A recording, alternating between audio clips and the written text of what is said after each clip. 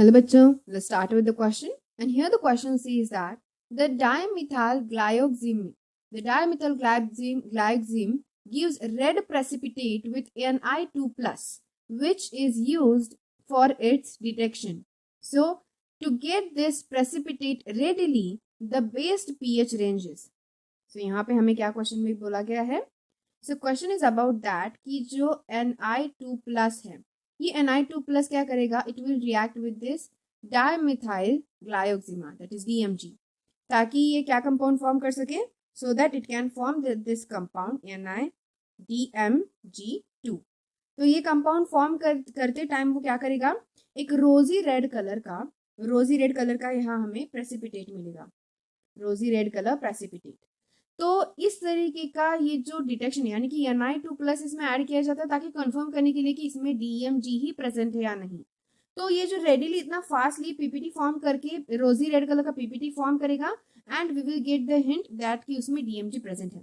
लेकिन इस सारे फंक्शनिंग के लिए बेस्ट पीएच रेंज कौन सा होगा? तो यहाँ पे इस तरीके के रिएक्शन में बेस पीएच रेंज हम तभी फाइंड आउट कर सकते हैं जबकि पीएच क्या हो, that pH should be high in value उसकी कैसी होनी चाहिए? पीएच की हाई, यानी कि वो बेसिक होना चाहिए। क्यों?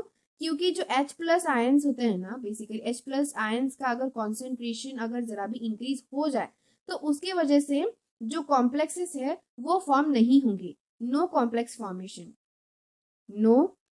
फॉर्मेशन।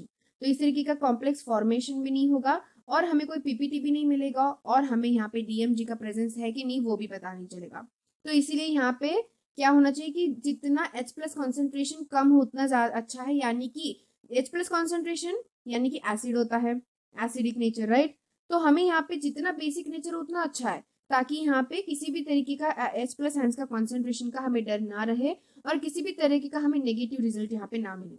इसीलिए जितना ज्यादा बेसिक है उतना ज्यादा अच्छा है। And all of this given option, पहले 3 ऑप्शन तो देख सकते हो, पहले 3 ऑप्शन की वैल्यूज जो है वो एसिडिक वैल्यूज रिप्रेजेंट कर रहे हैं, यानी कि H+ कॉन्सेंट्रेशन ज्यादा, लेकिन द D वैल्यू ये हमें बेसिक वैल्यू दे रही है। सो दैट्स वाई जितना बेसिक वैल्यू होगा उतना हमारे लिए अच्छा होगा। सो यहाँ पे हमारा आंसर क्या आएगा? The best pH range will be 9:11।